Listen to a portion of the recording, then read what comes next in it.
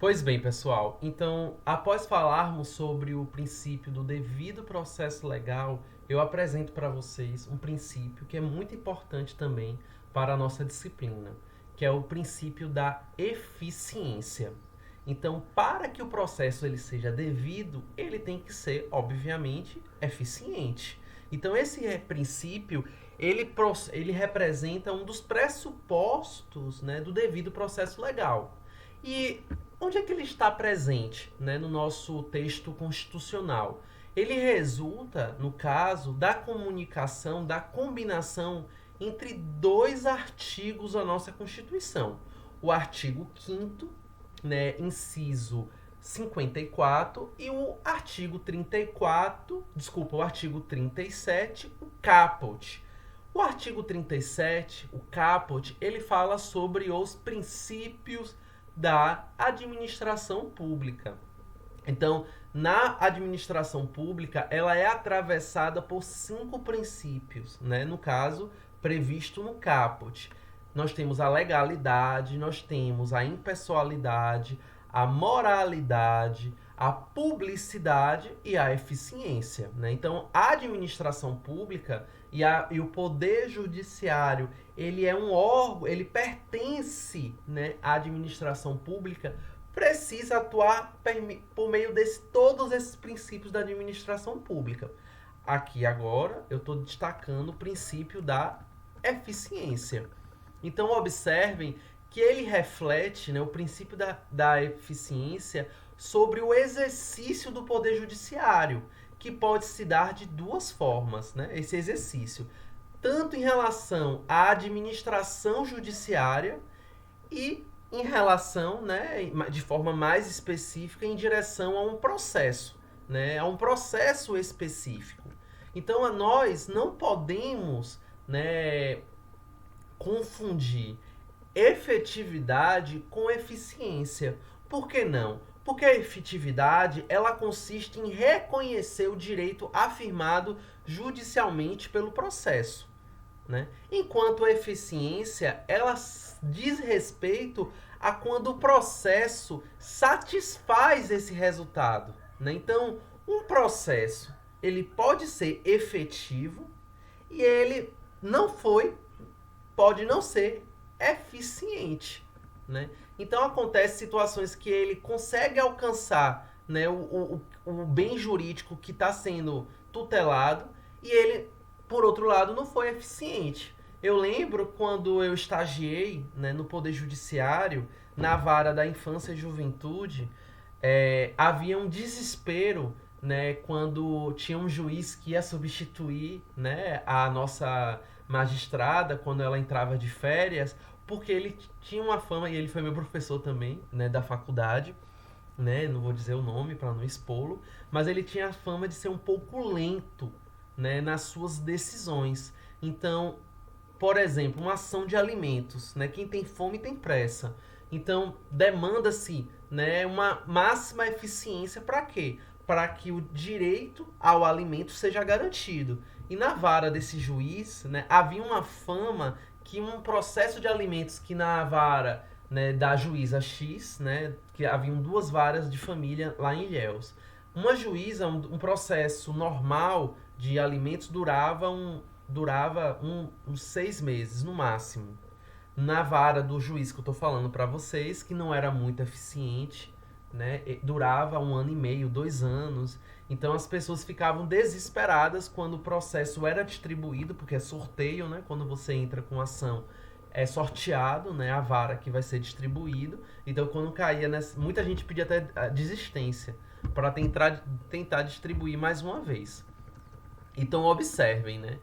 Um outro exemplo, né, que eu posso fornecer para vocês sobre como é que esse princípio da eficiência ele se materializa no nosso Código de Processo Civil e, obviamente, na prática, né, do advogado, das partes envolvidas, é no caso da previsão da improcedência liminar. Então, o princípio da eficiência ele lastreia, né, ele fundamenta esta novidade que não existia no código passado. Então ele foi introduzido por meio do artigo 332. Então, nas palavras, né, do estudioso, do processualista Fred Dier, né, esta improcedência liminar é uma técnica de aceleração do processo em situações de manifesta, ou seja, clara improcedência do pedido. Está na cara que o pedido é improcedente.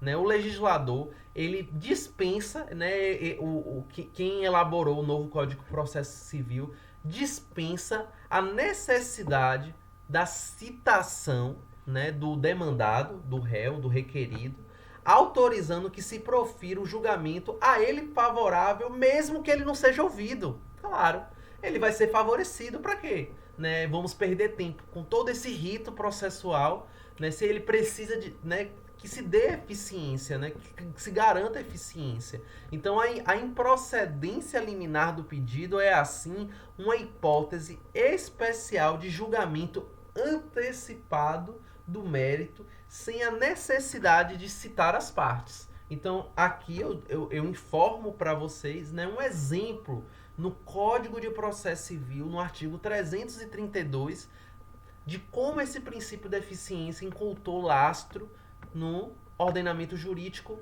nas normas infraconstitucionais. Né? Outro princípio que é extremamente importante para o direito processual, né, para o acesso à justiça, é o princípio da igualdade processual, que também é chamado de princípio da paridade de armas. Ele está previsto, né, no artigo 5º, em seu caput, em que diz que todos somos iguais perante a lei. Então, né, no processo também tem que ser materializado esse princípio da igualdade. Né? Então, este princípio, ele defende que haja uma igualdade de tratamento tanto para as partes quanto para os procuradores na relação jurídica processual, para que desta forma tenham as mesmas oportunidades para apresentar suas razões. Então, não faz sentido, né, nós termos consagrado o princípio da igualdade processual e existir no Brasil juízes que deem um tratamento diferenciado a uma parte em detrimento de outro. Nós tivemos um julgamento histórico no Brasil, né, de um político brasileiro, em que o juiz, né, o juiz da causa, ele orientava, ele dava diretrizes para a acusação proceder no processo criminal. Então ele auxiliou, né, ele desequilibrou a relação. Ele não foi nem parcial e muito menos garantiu que houvesse a paridade de armas. Então houve um processo bastante famoso no nosso país, né, recente, em que houve uma situação constrangedora, né, para aqueles que acreditam no Estado Democrático de Direito, pois ocorreu favorecimentos, né? Ou seja, o parquet, né, o Ministério Público, obteve mais oportunidade, obteve orientações, né? O juiz se confundiu com o papel do Ministério Público, da acusação. Né? Então não houve neste processo, né, uma paridade de armas. E por isso que foi muito perigoso. E não é interessante nós defendermos a devida expressão. Os fins justificam o meio. O juiz, ele não é herói. Né? O papel do juiz é cumprir a lei. Né? E é garantir, né, que todos os direitos e princípios sejam materializados. Né? É dar garantias e direitos às partes, ambas as partes.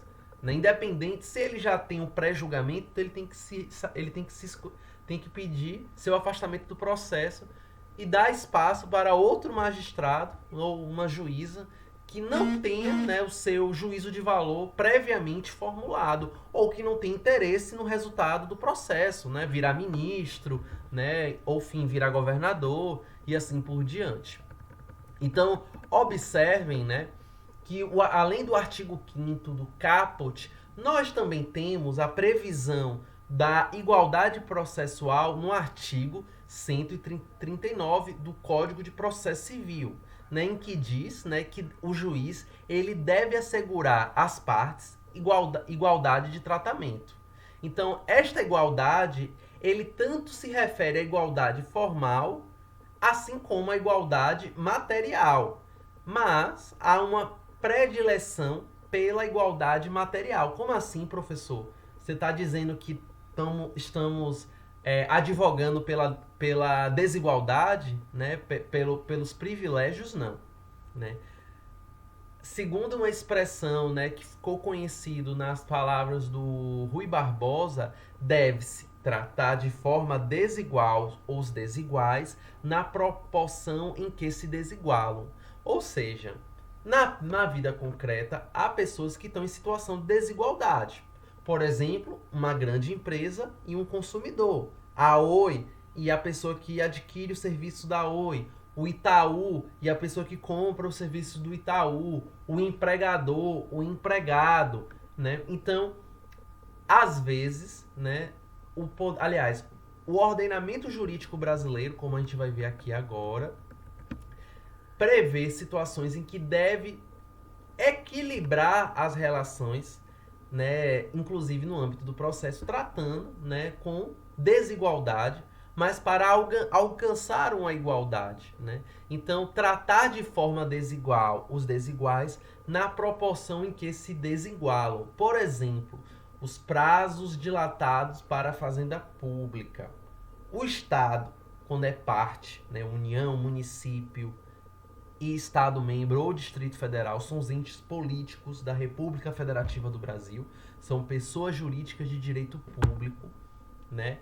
É um exemplo, né, a administração pública direta, eles têm prazos maiores, né, o dobro para contestar e 4 vezes mais para recorrer, porque o Estado, né, ele atua com interesse público, né, e além disso, ele é objeto de muitos processos. Então, para que ele tenha oportunidade para se defender, né, e garantir a supremacia do interesse público, né, que o interesse público trabalha com bens de todos, né, e não a exclusão, né, das pessoas, mas que as pessoas estão dentro desse interesse. Mas voltando, a fazenda pública ela tem prazos maiores, dilatados, para contestar em dobro, recorrer 4 vezes mais. Outra forma de equilibrar as relações. Algumas partes têm direito à gratuidade da justiça, ou seja, aquelas pessoas que não têm recursos, né? Então essa pessoa vai ter acesso à justiça gratuita. Em algumas situações, outro exemplo muito importante é a inversão do ônus da prova em benefício do hipossuficiente. Isso acontece quando uma das partes, né, no caso o fornecedor, né, no âmbito das relações de consumo, ela tem mais possibilidades, né, de dar as provas. Então, por exemplo, vou dar um exemplo, né, fulano, né, Beltrano, né, foi informado que ele contratou, né, um serviço de uma empresa, né, e ele estava pagando, né, estava sendo debitado na sua conta, mas ele não lembra, né, quando foi que isso aconteceu. Ele não lembra. Como assim? Eu contratei o serviço da Oi, né, para tal modalidade de internet e eu não lembro de ter aceito em nenhum momento este serviço. Ele vai entrar com ação, né, civil contra a Oi. Ele vai pedir o quê? A inversão do ônus da prova. Ele vai dizer assim: Oi, prove, né, empresa Oi, prove que eu te contratei. Cadê o contrato? Né? Se a Oi não achar esse contrato ou não indicar, né, o momento que foi autorizado esse contrato, ela vai responder.